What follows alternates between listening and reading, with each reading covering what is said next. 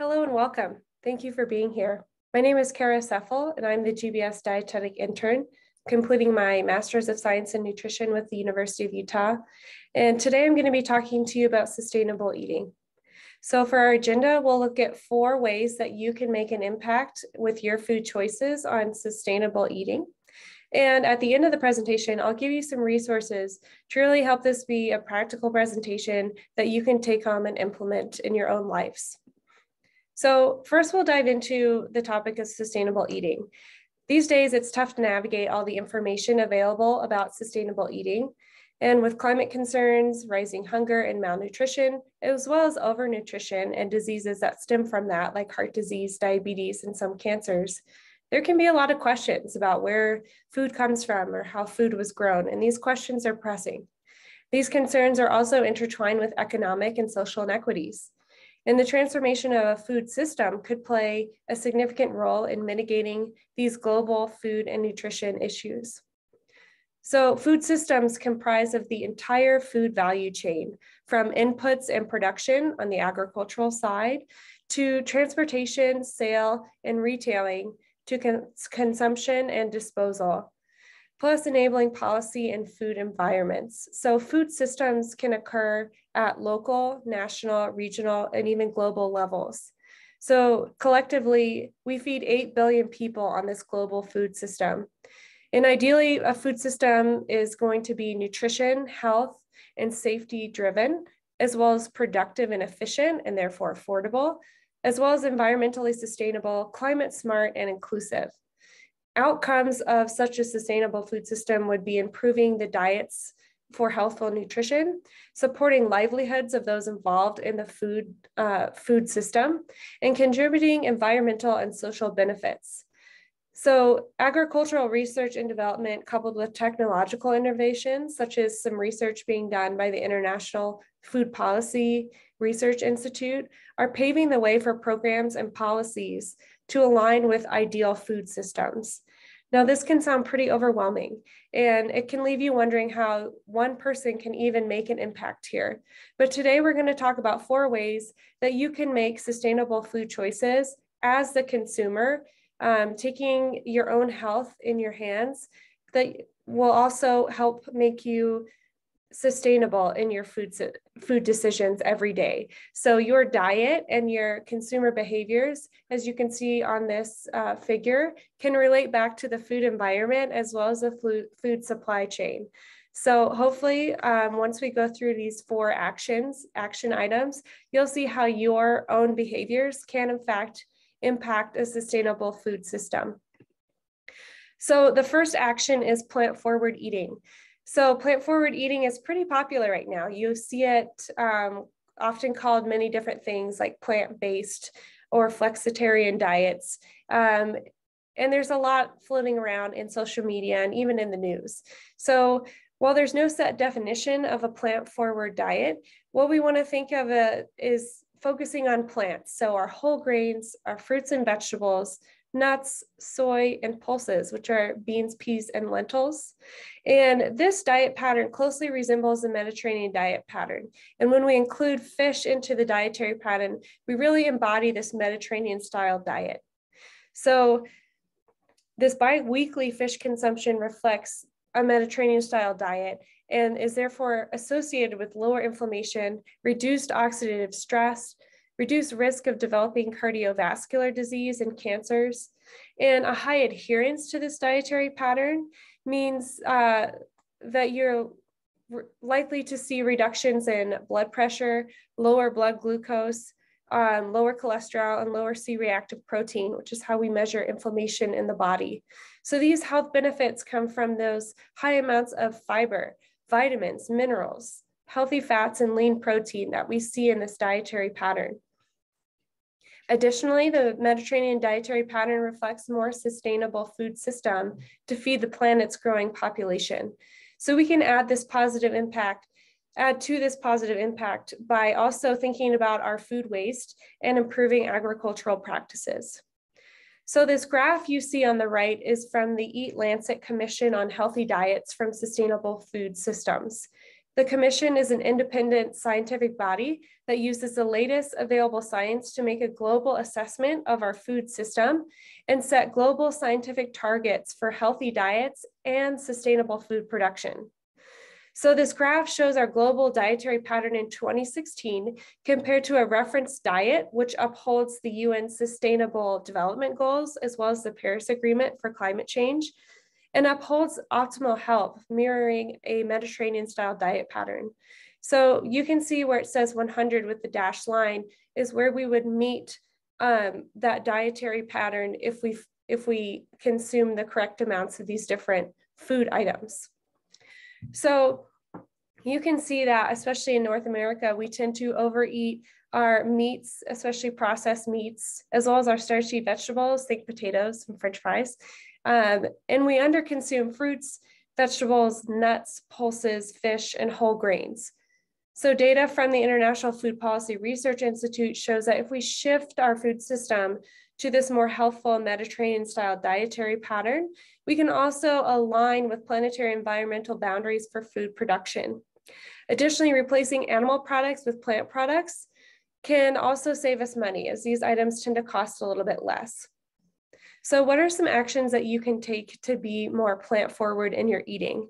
Remember that small changes can add up to make a big difference. So the average adult should be getting 4 to 5 servings each of fruits and vegetables a day. So if you're not meeting that goal, 1, you're not alone, and 2, making a small change towards that goal can make a big impact in your health and sustainability. So adding a fruit or vegetable is a great way to do that. If you can add a fruit to your breakfast, maybe a breakfast smoothie, or add an extra serving of vegetables at dinner, that can add up to make a big difference. Another idea is making meat the side or the topping. So instead of focusing a meal around meat, move it to the side and focus on vegetables and whole grains. You could also try Meatless Monday, where you take a day and you don't eat any meat. These are some steps you can take to start really focusing on plant-based foods. So finally, you can consider swapping meat for fish or pulses, which are beans, peas, and lentils. So these are going to be some helpful changes that you can make today to focus more on plants, both for your own health and for the planet. So the second action item is to start growing. So you can even grow in your own home. I've got a resource at the end of this presentation from Foodprint, which has everything you need to know about starting your own gardening to lower your food print or your food carbon footprint. So we'll look at that resource at the end of the presentation. And even if you live in an apartment, there's innovations that can help you grow fresh herbs and vegetables so that you can grow even in a small space. And if you are wanting to grow in the wintertime, or you are just unable to access land, you can start hydroponic gardening. So hydroponics is a type of soilless gardening that can be done indoors or outdoors. And it actually takes less water than gardening in soil. Now, if starting your own garden doesn't sound like it's for you, maybe you don't have a green thumb, you could learn a little bit about it from community gardens. So community gardens has the ability to give you access to the soil and the space needed, but also to other gardeners out there that have more experience that can help you learn and answer questions. Oftentimes, there's a community member who helps run the garden and might even host workshops. And you can bond with these local gardeners in your community and really lean on them to learn. It's also a great opportunity to get kids involved, get their hands in the soil, and teach them where their food comes from. So another great aspect of that is sometimes you or your fellow community gardeners have extra and you can share your harvest, called crop sharing. For example, if you're going to go on vacation for a week, maybe you can donate your crop to another gardener or a local food bank. So there's a lot of benefits to gardening. So research supports gardens and gardening in the improvement of general health and well-being. Gardeners see an increase in fruit and vegetable consumption. And they also have mental health benefits, such as reduced stress, anxiety, and depression. And physically, they see reduced weight and healthier blood glucose levels. Socially, gardeners also experience community growth, social interaction, and an increased quality of life. So all great reasons to start growing today. So the third action item is to shop locally and seasonally. So a study looking at farmers market shopping behaviors, both in New York City, as well as a rural North Carolina area, found that the frequency of farmers market shopping is associated with increased fruit and vegetables, and importantly, increased variety of fruit and vegetables. We like to say eat the rainbow because the more colors of food that you're eating means the more you're getting a different mix of vitamins, minerals, and polyphenols, which can all boost your health. So a farmer's market is a great way to get out there and meet your local farmer, to ask them questions. It's a great way to ask your local farmer how they mitigate pest management, how they take care of their soil to make sure their fruits and vegetables have all the nutrients they need, and really just get to know where does your food come from and how is it produced. As well, farmers markets boast usually a good price point when crops are in surplus because they have so much they need to sell it off so it doesn't go to waste. As well as a farmer's market, you can go to a farm stand. So you can visit your local farm where they'll have their fresh fruits and vegetables that were usually just harvested that morning for sale. A program they usually run out of those is community shared agriculture, or CSA programs. And these are weekly boxes from the farm full of herbs and vegetables, and some will even have fruits and flowers and other locally made goods for sale, like jams and treats and eggs. So if committing to weekly boxes sounds like it's going to be too much food and you don't want to increase food waste, you can always just visit the farm stand and pick out exactly what you want instead of getting the entire box of food. So that can be another great option. So when we think of farmers markets and farm stands, we know that we're eating seasonally. And seasonal eating can be defined in one of two ways. One would be food produced in season, such as global seasonality. And so for me in the United States in the wintertime, if I go buy grapes, they're probably going to be from Chile because they're in season down in Chile right now. So that's an example of global seasonality. Alternatively, we can define it as food being produced and consumed in season, so local seasonality. So the most important aspect of these definitions is that the food is grown or produced in the outdoors without the additional use of energy, thereby not adding additional greenhouse gases into the environment. So by eating locally, you can reduce transportation, distribution, and the amount of time between harvest and consumption by really cutting out that middleman. Often seasonal foods are in surplus and can be sold at a more affordable price. As well, get to know your farmer and how they treat their soil and manage the pests, like I mentioned before. This way you can ensure you're really getting the most helpful options for you. As well, we know that seasonal eating will mean that the food is going to taste really good, which of course is important. Now, this doesn't mean you have to buy all of your food seasonally. If this doesn't fit in your budget or isn't as convenient for you, try just going to the farmer's market once a week and getting some items. If you also need to mix in some more budget-friendly options, consider buying frozen fruits and vegetables. These are usually frozen at the peak of freshness, so at the seasonality at the time, and then frozen and sold for a pretty good price. So that's always another option. So my last action item is sustainable seafood. So why should you add fish to your diet? So fish eaten 2 to 3 times a week is common in the Mediterranean diet, and the dietary guidelines for Americans recommends that we eat at least 2 servings of seafood a week. And this is because fish contain helpful fats called omega-3 fatty acids, which include EPA and DHA. And these fatty acids provide neuroprotection, as well as antioxidants and anti-inflammatory properties. They're protective of the liver and the heart, reducing risk of disease in these organs. And these fats can help us feel more full and satisfied. Additionally, fish are good sources of protein, vitamin D, and B2. So sustainable seafood is fish and shellfish that's caught for human consumption by fishermen operating under sustainable fishery management systems that conserve fish stocks and ecosystems that support them. So when we say to eat more fish, we often think about the state of fishing right now, where we often see overfishing, ocean pollution, increased mercury buildup in certain fish, and this can be concerning. So how can we add healthful fish to our diets without adding to this unsustainable fishing environment? Well, there's a couple things we can think about. One is aquaculture, which is farm seafood. It's estimated to represent almost half of the global seafood trade. And aquaculture, while it's not perfect, from 1997 to 2017 has seen great improvements in their practices.